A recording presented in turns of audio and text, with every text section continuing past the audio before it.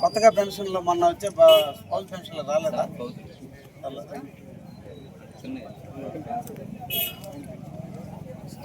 చూస్తాను నువ్వేందో చెప్తానంటే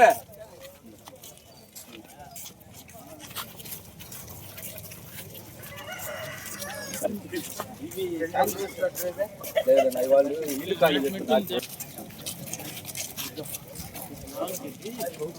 డ్రైనేజ్ పెట్టానమ్మా, వచ్చిందే దానికోసం పెట్టా. అదే శానిటరీ వాళ్ళదే బషీర్ సార్ వచ్చిన తర్వాత మీరందరూ సార్లు పని. అమ్మా ఆధార్ కార్డు లేదా నీకు? ఎందుకు తీసుకోలేదు?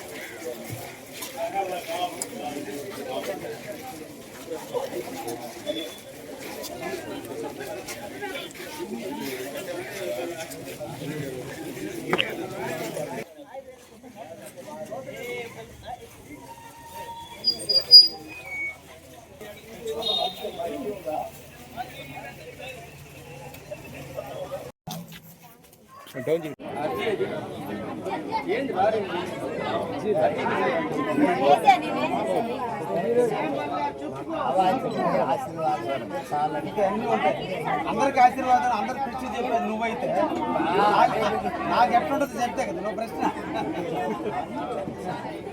దేన్ని చెప్పినా సరే కానీ దానికి తోడేంటంటే మీ పోటీ వాళ్ళు మాకు ఏదైనా సమస్య వచ్చినప్పుడు మిమ్మల్ని ఎత్తుకుంటా తప్పనిసరిగా వస్తాం. వచ్చినప్పుడు మా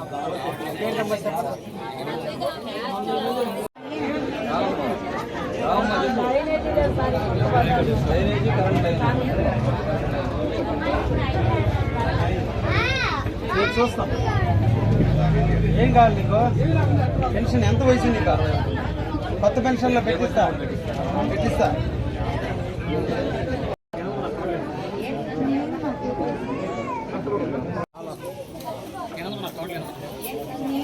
నమస్కారాలు.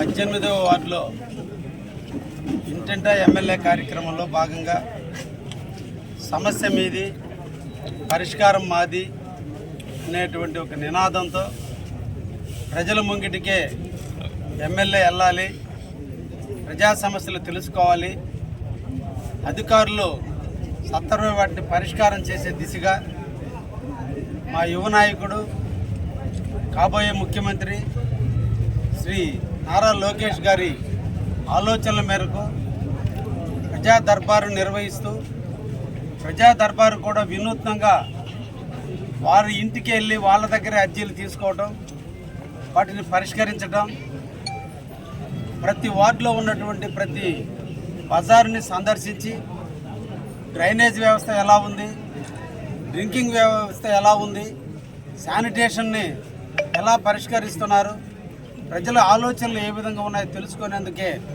ఈరోజు కావలి పట్టణ అధ్యక్షుడు మొదలుకొని వార్డు కార్యకర్త వరకు అందరం కూడా వార్డులో తిరగడం జరుగుతుంది. చాలా సమస్యలు ప్రజలు మా ముందుకు తీసుకురావటం, అందరూ కూడా ప్రధానంగా పెన్షన్లు కానీ కాలనీలు అవసరమనేది ఎక్కువగా కూడా మా దృష్టికి తీసుకొస్తున్నారు. ఈరోజు ముఖ్యంగా కావలి ప్రజానీకానికి, నియోజకవర్గ ప్రజానీకానికి కూడా మీ ద్వారా కూడా తెలియజేయటం, కావలి పట్టణానికి సిమెంట్ రోడ్ల నిర్మాణం కొరకు సుమారు ఎస్సీ సప్లాన్ కింద అదేవిధంగా నోడా ఫండ్ల కింద 20 కోట్ల రూపాయల వరకు ఈరోజు సిమెంట్ రోడ్ల నిర్మాణం కొరకు కావలి పట్టణానికి మంజూరుకి ఈరోజు పంపించడం జరిగింది. అతి తొందరలోనే 20 కోట్లతో ఈరోజు అన్ని వార్డులలో కూడా సిమెంట్ రోడ్లు ఎక్కడైతే బ్యాలెన్స్ ఉన్నాయో వాటన్నిటిని కూడా పూర్తి చేయడం కూడా జరుగుతుందని కూడా తెలియజేస్తున్నాం.